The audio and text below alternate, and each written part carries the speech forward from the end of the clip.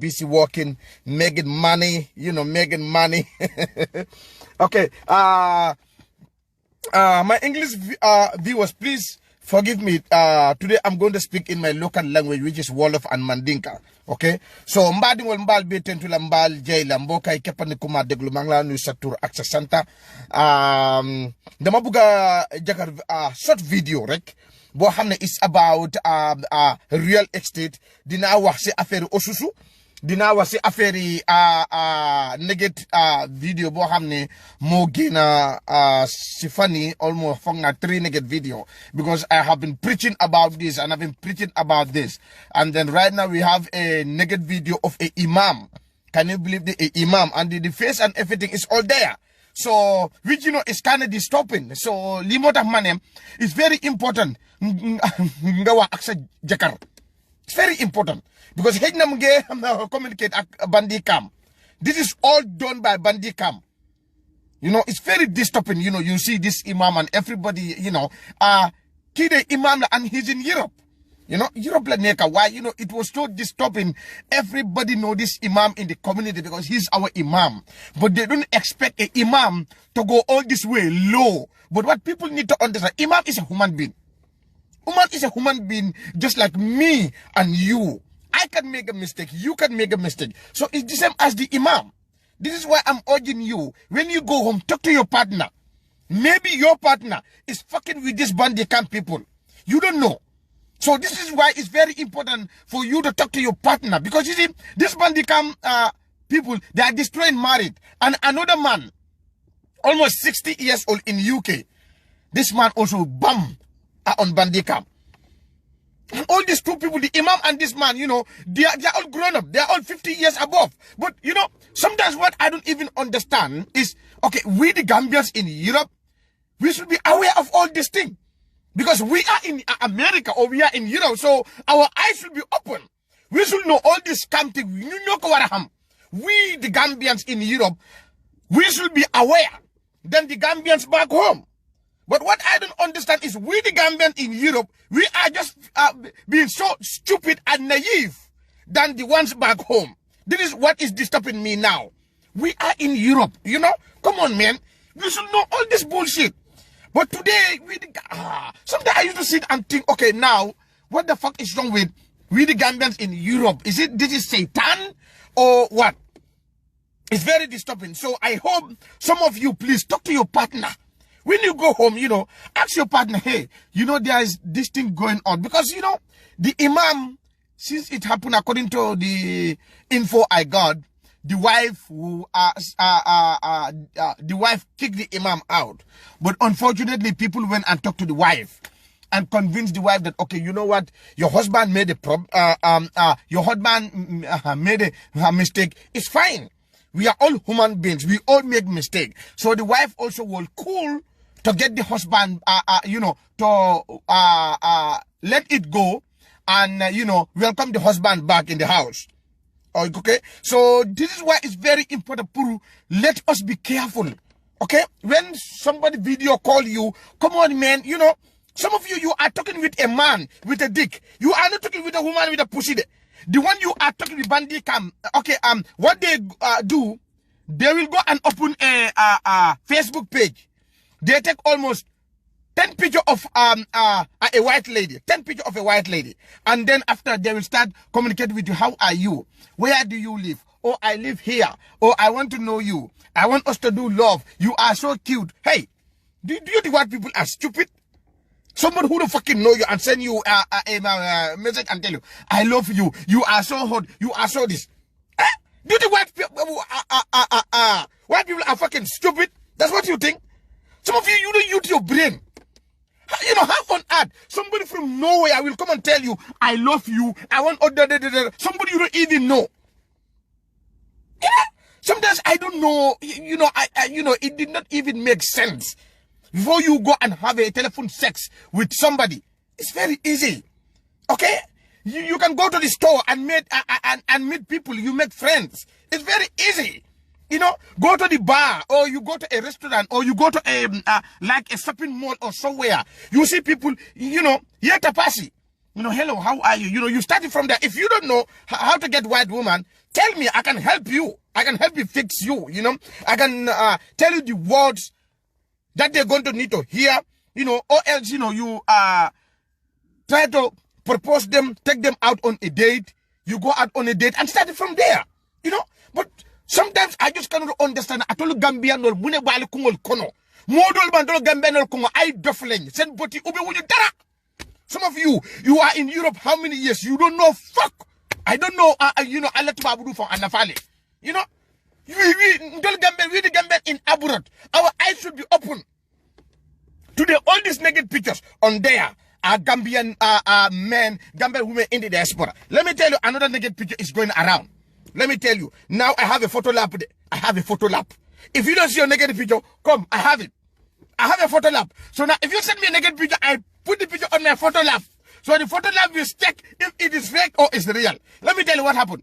Another Gambian woman, she married with another Gambian man. She give her papers, immigration papers. Then after that, the wife was in love with this man. So the wife also say, okay, you know what? I gave you immigration paper, but guess what? Now I love you. Oh yes, I love you. So now we have to continue this love. The man told the woman that no, me, I pay you so that we can do it. The woman said, so the woman also what she did, the woman she paid, the woman in Europe went and took her their, you know, when you are doing a married picture, you have to take pictures together. So she took those pictures. She mistakenly click her naked picture and send it to that man's wife in the Gambia and tell her that, hey, Sajekar, I am the who give her papers right now. We are married. You are this, you are that. She called that lady names. But she mistakenly clicked her own naked picture that she sent to the husband. You see? So now she sent all those pictures already. And she was bullying this woman that you are, since your husband married you up to today, your husband is in Europe. Kaita mi sa genu ñu sa ikema ka dum problème wol kon biraye futu so sa felentina futu de sign har jeflan da fiti nga kayto dialale aba do ko la jan nga ma ko do ko you know she was just you know pour them ñi musu dom yale aba Gambia pour ko kamfandi because atel ni ñin ke futu ta ay kayto di wala so bira ay kayto ta ay di wala hold on this is very hey boss, I will call you back like 20 minutes, okay? Yeah, 20 minutes. So, sorry. I'm sorry. My boss was on the phone. So now, now, nyimuso nying, atata netala muya bina anin keka futu. Ye netala munke, one netalo awelta ki nyimuso, preka nyimuso, jiso kamfandi. So at the end of the day, I'm muneke, atatele, ilanyin futu netalo awele ki, but I mistake that click. I found you can say netalo awele click. Awele click. Bina click the fifth basin. Janata balo na watra tinya rocket. Jigen bobu tam ko kutami mer. Ko kutami jël tatam bi dugal ko ci internet bi. Jigen bobu sama sa xamna ko. Wa ko tatam bi mo ñaaw. Ka illa illallah. Koku dafa am ay jigen yo xamne buñu sumé tatini da ngay daw. Koku tatam bi dafa ñaaw jigen mi so gisé dafa ñaaw yo xamne at the end of the I just cannot believe this. You know? So so now this woman also is smart. Hey, let me tell you, jigen bobu ku yone tata mom moko def. But you know, if you marry with me, you give me papers. But that did not mean you will bully my wife at home. You know, you should not go and bully my wife at home. But this lady, this is what she did. I see the message. I saw the message with my naked eye. I saw the messages. She was sorry, the message she was sending this lady, calling her name, your husband, you are not a blessed, your husband, you are this. Jigen bobu de damako gis rek mané ko dedet kay kon li mota jigen bi mer li mota nit sometimes so mere da ngay and ak sa xel wa jigen bi tamit mom mu ne mom dafa mer lolu motal anyim juken se netalol ta aya dundi internet so wala na important pour ning an ning kel fututa important de baga pour ali haki al sala ko bu solle be bu sokon ho musul fana hako an nyanta ka dilal o muso fana ke fana ali encourage ali atandila ko ha danko muso abebul sokono no problem you know nga doma nyobul wonde kasidi yalon Some of you women, you call yourself as Muslim, but you don't want to be a second wife. Well, you don't want to be a second wife. All of you want to be first wife. You don't want to be a second wife. If your husband go and marry a second wife, trouble started. Trouble started. So this is why I want you guys to understand that negative picture of that woman that is going around. Mungi def 39 feneen ki la yaayam num ko juro non la netali feneen ki mu ngi taxaw ta tammi mu ngi juutal góor bi feneen bi moom ak góor bi funjoñ te taka sey bi they did another picture there which you know is kind of disturbing. Then from there I will go and hit this Osusu this Osusu. Anybody if you know yangi bok ak Osusu Kasamanding mandi mori di jara gasama Kasamandi mandi mori jara gasama akamun faliye womu Kasamandi mandi mori fango dingolet adingo 8 years old Kasamandi mandi mori ya dingo ta 8 years old dindingo I welka admit so momo mu ya lonko yesusu wo jo Kasamandi mandi mori ya jo jara gasamale no sorry jara said can account come you will get your money. Kasamandi said they can refuse to pay people their money. Kasamanding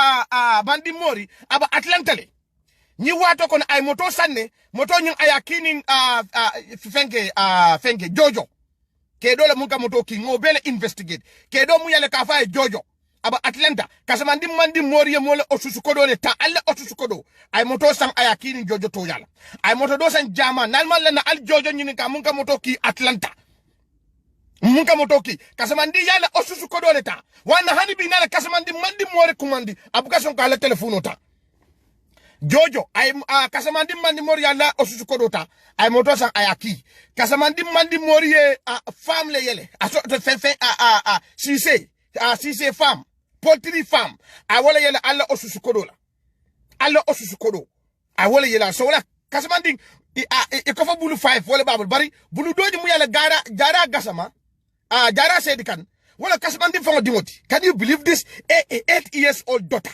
iko dun nyin criminal ya ko 8 years old daughter I wala ta aya involved nyin problem ko. Can you believe it? An 8 years old girl wala namba fala nyi sungudo famae you have the right pour ka ta child support ye kay tol safe for you to get this child from Kasamandi. The man have all the right. You mean an 8 years old girl. Momu yalonga aya dimu dundi 8 years kawke admiti. Ni scandal kuwakono. Woman sila purka dingo ke chakoti de. Woman siya purka dingo wafu. So sanza mole Osusu kodo ay moto fanan dosan German. Kasamandi is going to Gambia in December. I take dosan already. Kasamandi is on his way to Gambia December. Nga moile ko amuftele abadami iko fenke Mambure. For Tomari Mambure la Cordato, you go I left a jail apartment because no more than Mulka left a Samonle. Welcome Itatele Abanun Dami, but you go at J. You go Kasama, you go Fenke Tomari Mambure, Mumba Atlanta. You go a sound, well la Cordato. Ate Kasamandi Mandi Mori. A sound wala Cordato. Sabuka Mola Kodo, Ika Waleta, Ika Poultry lo Gambia, Ika Moto Sankabo America Jang, Yakini Munto Yalakafa Wale Jojo, Nalo Abalija Halale, Tapatul can information on Sutanyadi, Mola Kodo le Bebulu. Yajali Bilo, Osusu B, Kasamandin Drono Mot Muyala Amampare Procamola Kododi. Normal Munu blacklist, Ibe Natalie, everybody including Sirif came and then Suleiman and then others and you know, Munu blacklist, Ibe Natalie. Ni be dilo set, ni be concrete, ni talibol na kendi nyola iba jorola. Fokasamandi mandi mor. Muso do ko nyako nyinka nyoku ya bak. Ni Kasamandi mandi mor komanda bu kana telephone si kam fo nyaka Kasamandi mandi mor aba fengol post na Facebook. Abita Facebook live. Aba kuwa bekala nga kola mana telephone si akone chapatol nyinka nyoku ya bak. People are talking about 6,000, 7,000, 11,000, 5,000, 3,000, 1,000, 1,005. Ikola mo Kasamandi momina la kodo jo Kasamandi mandi mori ala ni Osusu kon. Sa fele biya be borila bari lafta pour momo mu yalon ko nying Mambure mu yala aba Atlanta Tomari Mambure ngam fa Tomari Mambure kaba Atlanta le momo yala house address olon ali makoy na ali ma ko janni kasama ndimba kanala bita December kadu ngamo ko ay tiketo sanne ay moto ñu ayaki jojo le ya ato mun ba Atlanta na le jojo ñu ka ba fala ay moto kile aba fenko le takam pour ka yele ato ndi ay poultry farm for da afan dala aya be yele so wala na mo kana song ay kana donc momu yalla iddi muso mumba 8 years old yewata yodu ni scam sifa kono momu yalla yakodo joni jara gasama sorry jara sedikan please come forward ya fanye ya jo jara sedikan ya screenshot you will get your money. I got people who are ready pour ka lakodo saying the ning al yakodo jo jara sedikan because abulu do bi je mu yalla ka fale jara sedikan akom mboj sedikan na sister la wote o ma jam mboj sedikan na sister jara sedikan ni mboj sedikan man deng jara sedikan mo ate fango dingo awulu dingo because ni mo sabadi amuta wal be ko nyako akoy ko mboj sedikan mo ba do ko la Gambian embassy ako wole la system woti wole wo bulu ota aye funny she is lying wo bulo nyimu fenkela afango wulu dingo 8 years old dingo wala bulo woti. So I'm calling on each and every one of you muya lonko ale kodo jojele.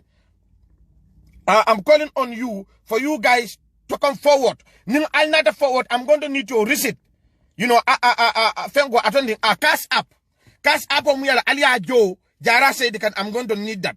Then I got somebody who is ready. Puruka kodo tab, puruka alla kodo da puruka sendal. Munia jo jara say. Then from there I got a real estate agent. I'm going to show you this. Yajale real estate on near Hitler, and I am the only one who they hate today. Yajale saying ibuga business also because ibuga business also sa ekanyineka ala ninjel. Binal data Facebook alba nyisifa legele Facebook. Ala ninjel.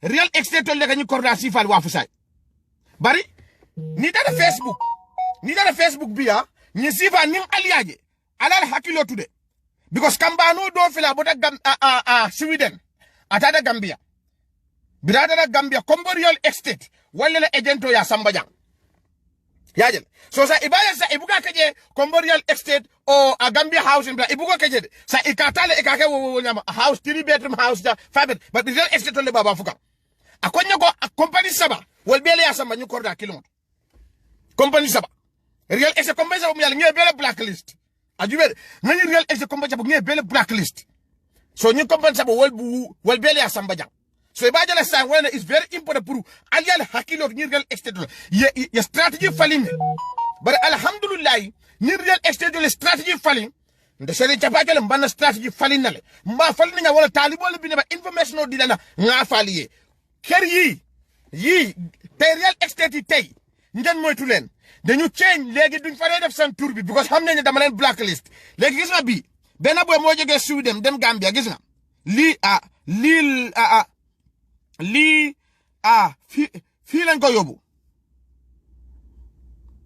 gis nga fii lañ ko yóbbu te ñetti compagnie ñoo ko yóbbu fii including Kombo real estate te Kombo real estate man dama leen blacklist waaye léegi lu gaay di def duñ dee def turi real estate bi foofu bi nga xam ne capatale daf leen blacklist so lii moo tax ma bëgg pour ngeen bàyyi seen xel yéen ñu ngeen xam ne da ngeen a dem Gambia ngeen bëgg a kër dem leen taf millionnaire la billionnaire la taf bëggul seen xaalis dem leen fale naka la Gambia house astafurullah fale global property Sol Fraser bëggul seen xaalis that man is a billionaire.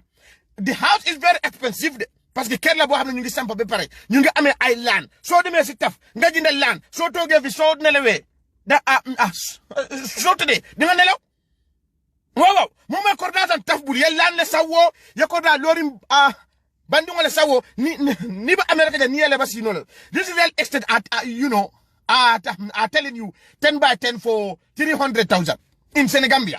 You also you say, oh okay, yeah, you know, you go and bought the land. After that land is in trouble. You lose your money.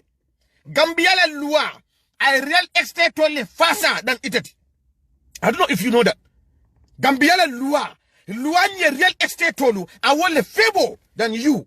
I don't know if you know that or not. That's why today we see too many real estate, they are doing all this bullshit because they know that at the end of the day, they will go away with it. They will go to court. They will say, okay, judge, yes, It's true. She paid the money and I will pay back the money. The judge is going to ask you, how much are you going to pay? I'm going to pay 1,000 every month. You see, you bought a house for 1 million. The real estate agent, he's going to pay you 1,000 every month. The judge will say, okay, no problem. Go. And then that is it. That's it. So this is why it's very important for you Gambians. Open your eye. We the Gambians in the diaspora, they are victim today.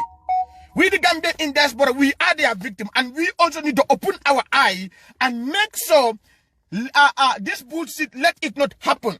Because if we let this thing happen, it will affect our relationship between us and the Gambia. It's going to affect because all the victims. What are they complaining? What is the government doing about this? What is the government doing about this? Because now what you can do is to go to court. So I think now what we can do is to push the matter so that we can have a Gambian how can I call this? Maybe a Gambian diaspora MP, maybe diaspora deputy. They can help us. Run back home. It's very important for we the Gambia in the diaspora. We have an MP in the National Assembly. That's very important. Ibajala worlds and the problem all long. They are is a more market. But something. We the Gambian in the diaspora, we are contributing billions of dollars in the Gambian economy. I'm talking about billions of dollars. That's what we are contributing. So when I'm saying what was it pruntol Gambiano munyalamba diaspora ko purunga deputation to munyala abasila nyejele ngana problem wal faye ka wuli kata mansa ku minister of land walling nyinyante ka falinne kada ba nyin tora kan nyinyante ka falde because me I am doing my best to inform you the diasporans. So that's why it's very important for you we the diasporans too purunga nyaila ngadiamu nyoy ngala mojima balkono aliya moyle but you will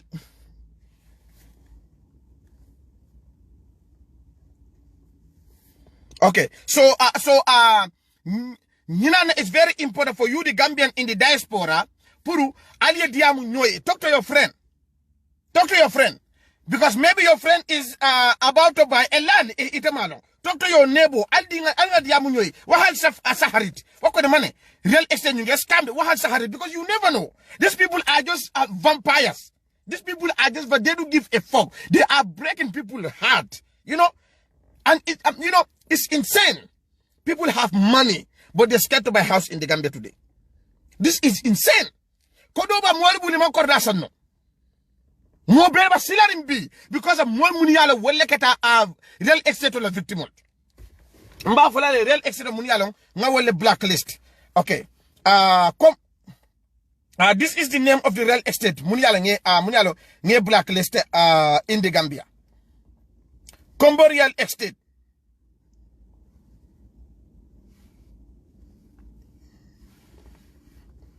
Africa Property, aka Galaxy.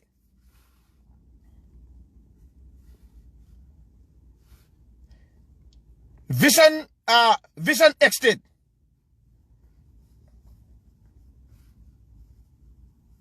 Universal Property. Sohna Property. Sunyugam Real Estate. Star Properties. Senegambia Real Estate. Estate Builder International Real Estate. S&S Properties. I just blacklist them. Yes, S&S Properties. I'm going to tell you. S&S is a brand new one. I'm going to tell you. I'm going to repeat it. S&S Property. Today is the first time I'm blacklisting them. Just to let you know. Okay, I'm going to repeat this new one that I just blacklisted. Senegambia Real Estate. Star Properties. Sunyu Gam Real Estate. S&S Properties. I just blacklist them. Saltin Real Estate. Carefinder. They used to take people's houses. They are selling without the knowledge of the landowner. Okay? So be careful of Carefinder. Dabo Jula, aka Jula Dabo, Real Estate. Comfort Zone.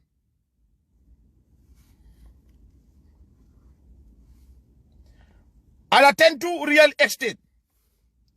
Sami Real Estate, Sky High Real Estate, Smiling Coast Real Estate, Solid Properties, Kairasu Real Estate. Be careful of Kairasu. The land that they are selling in Jambu, that land, they sold that land to Tough without telling the customers. Kairasu. If I tell you Kairasu is the company that Kitabu is making commercial for them. Okay, I don't hate Kitabu. Kitabu is doing his job. I don't have anything against him. But I just want to tell you that company, the land that they sold to their customer at Tujareng, they took that land, sold it to Tough without telling the customers. That's what they did. So I just want to tell you what they did to customers so that you guys can know. Okay? And then EJ Investment, the property that they are selling in Tujareng, don't buy that land because that land is a government reserve land.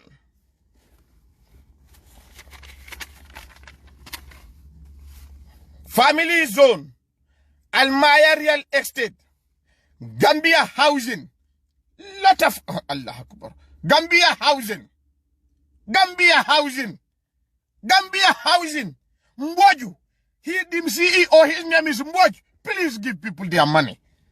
Lot of victims are crying about this Gambia Housing. Minister of Local Government and Land. Please help people with Gambia Housing. Ya Allah. Afrique Properties. Alatentu Properties. First Real Estate. Before you Real Estate Birikama. Mark MAC Real Estate. Can you believe this? I am not done yet. No. I'm not done yet. Wusu Gambia Properties. United Real Estate. Taranga Real Estate.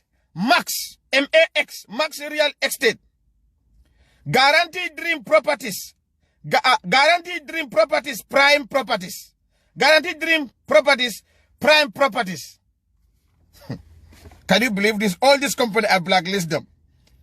This man say I lose $350,000. You see? So this is what is going on. I know you guys are losing. There are some people who are losing about 1.8 million. 1.8 million. Golf course. Golf course. The house is built already around golf course, Fajara. 1.8 million. Can you be 1.8 million? People are talking about that. And that house worth more than 1.8 million. If you use your brain, you cannot buy a house around that area. A building house that is built already. A story building for 1.8 million. What you don't use your brain. This is what I'm telling you. Talk to your people. Talk to your friends. Okay? Talk to your neighbors. Let them know this is what the real estate are doing. And I hope today I did all what I can do. And I did inform you, and I'm just on my way. I'm going to work. So that's why I just think, I can just come and enlightening you. But please, my people, be careful of this real estate. And then be careful of all this Osusu thing. Be careful. And then before I will go, I will close it with Seattle people. Seattle Kolu, Anime Jarabinola. Between 2017, I did my survey. Since 2017 to 2020, 27 futuo wale banda 27 divorce since 2017 to today 27 divorce wale keta in Seattle. So this divorce rate is alarming bad in Gambian call Seattle call alga nyokanu yajale nimma nyokanu. If we don't love each other tomorrow when our son and our daughters are grown, how are they going to get married? I don't like you, you don't like me. My son like your daughter, or my daughter like your son. At the end of the day, mafudula no nyadi. Badi siatun kol muna alga dukade alga jarabinyola. Musola munya tati. All new football baby nga keskisi roke. Out of 100, 5% the run non kind of fault. Football banta. But 95% be akida musola fault leti ani muso terror. Munike tulonyim. Bilungo divorce ba kanyami Seattle jambi is alarming. Kello ka futu munala ini dimon di bonkal bal. Muzol ba futu banka munyala ini di bonkal bal. Hey, munyo o musol tati. Ketanta munyoti de. Musol ta ba munyoti. odo siatu musol al futu ma fa mu melonde bar dol banko al nga futu ha ni wato diamo ba siaring muso do fanan bijang akabe be uba do das lela akema ko akada do das lela do das akada delivery muso ni boda gunjurle alafa muso ko mbotala ko kalamale ateri malu akada la ko explain munuliye wala la ko complain futan ndesere nchapatole ya ngama ko ni muso fa aba siatu jana akema ko rasa ni amamme akema ko rabele sangay but at the end of the day akatala kuwa fo ala friends mbuni ye ila dokudu la alo friends nada nyukuma kango sindi nde sedi chapatole la pour nga muso diamundi muso nyi mugunjuru koledi akabebe do daslela akema fele akordasan amamme dingoli babulu but ibida do das fo 11 o'clock ye kema do sokon ikana 11 o'clock le tabiroke kontango ba parela o sima after 1 di nungol nyonde kada karamboto this is alarming alga futu Moma for Canada delivery is fine, but it's very important go ikemala hako almodial. Ha nyi muso mugunjurun kolti nabal la moeka abasiatu jang nga kontongo len yala information o be fonyele anala bari ajubede ala friends la atata wala pour wala advice wana ka fale jang 95% futo mu yala banda siatu jang bini ngana keskesi roki na keskesi roya tanintele le ko friends la ke bad mind. Friends la katende kana so nyina ikana so nyina ni jandi musol futa da jam faya remote muta yama tiktak abanta inyayet so wala is very important pour siatu musol al nga futu waaw nen no bante te yalla tax ñun wa siatu legi out of temer 5% say mo tas ci bir siatu fi bo xamne jekar bi mo made a mistake wa 95 bi yeb li fi 95 bi yeb jigen mi moo de tax waaw gis nga tey affaire bi tey dafa am ay góor ñoo xam ne amuñu fit pour ñu indi seen jabar because the bullshit that other Gambian men are going through, that's why some Gambian men are scared to bring their wife in this country. Li moo tax waa te ñun waa siyaatu nañ jàppalante parce que bu nekkul loolu ëllëg suñu doom yi suñu màggee naka la ñoo sëyee waaye tey soo demee kii dafa wax ne man duma waxa kii man duma de kii ak kii du dee wax samba ak seeni capaatale du nekkuñ di wax demba ak Aysatu ñu ngi xeex paate ñun suñu jàppalante wut ñeneen jàppalante li moo dafa am important pour ñun waa siyaatu ni jàppalante al nga ñoo kanu alaga ni kii la nga fata ñoo la al nga saata robu la wandi kumo mu yàlla ko amon koy la fatama ko bino futu problème ba siarin janne il faut de dawo da kari to ba fole jang ñina futu banta problème open problem close do ko dula fanan problème open problem close and wala Gambia and al Gambian da mangol kan benul al nga woj amuna al nga feroke nga jarabi ñola ni man jarabi ñola billahi wala ndingol ni ke ba yata jang billahi wala priga al mbandingol jele bi da futu la Nigeria noli mbandingol jele bi da fudu la tubaboli mbandingol jele bi da fudu la Liberia nole o Sierra Leone non we cannot do anything about it limota is very important pour ñun wa siatu ñun ñu jappalante parce que suñu jappalante wutu suñu domi dañu dem sey ak Nigeria ni ñu sey ak tubab ñu sey ak Mexican te do ci mu dara parce que ñun ñoo fi nek ñun ni neen di yaxalante so xamé ni ki do defante mu bugulako bay ko yan jamana ñoy len li bayante wa bes bu nek té santé mo fi am bes bu nek kay tok ñu ne li yako li man xawmanda ligay ne suñu hombi daf dé tek nga you are bought client bi su na la rek li fi la ligay couch giga client bi su na la rek jeexna gay ñu ngi ci téléphone bi ba demba lu mu sol ci xew bi gis nga dalam bi gis nga ki dal te gis nga góor yi ni ñoo nettale noonu la jigéen di nettale ma loolu ma jaaxal fi nu góor yi di nettale nu la jigéen di nettali góor yi di nettal be ni dof waaw lii moo tax very important gis nga tey crown backbiting crown gossip crown is will mend men are wearing the gossip crown today. Trust me, my people. Men are wearing the gossip crown. Yajele bi kuma mun kan liki jam bi setu jam abete da karla sat lamin long demba long buba long samba long ke tol may ko don moy ke tol do ka wala may bi gossip crown aba kelle bulu de amandra musol bulu aba kelle bulu bi what is very important pour al nga bulu ka ñoo tiña nata nyini ndirole alga nyini ndiroge nga fata nyola mbadi gambia nol alga du kade mbadi siatu ngol alga jarabi nyola nyimman jarabi nyola mbakide la de billahi wala mbakide la and it's very important for them yala ko idi molta kala no you know stay by yourself dal kide la ya tubabu ya dal tubabu du jang tubabu dal kide la wanna jang tubabu le problème bu kamoy tubabu le problème ibu kamoy nyala ko idi molta kala no si ifange ya dal kide la tubabol de kide fa tubabol ba buko wali mu terut tubabol de kide la fa la ba they find dog in their house they have a best friend is a dog pour ñimume ka drama avoid bari ite ko ita sino le dama ite ko imal la fa kide la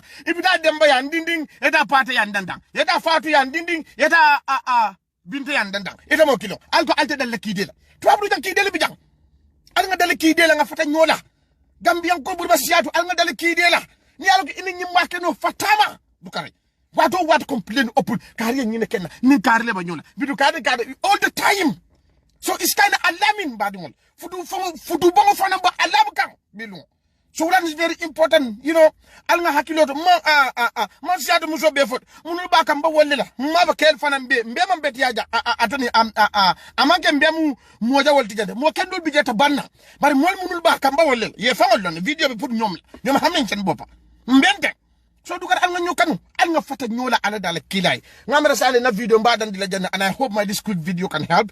I'm on my way to go to work and you know alma alen be bless alma alina harjer firing alena natolta aya timmandi alma alayen jarabindi ñola alma alen tol satun ko jarabindi ñola alma alayen jarabindi ñola kila banar xurma kon alma alayen jarabindi ñola nga jarabi ñola pour ndingol sama alma alen jarabindi ñola de bi na future ndingol ba batalal de kadu ñi ni ga ki akidu de wax ki aki ñi ñi manta ka jam ñi ñi faabu ka jam ñi ñi babu ka jam ndamol bar alhamdulillah to patolo ni momon ku ya ñi sade ko mo alhamdulillah ndede momon ku ya tan ende la ilaha illallah ni ngal ba ku ya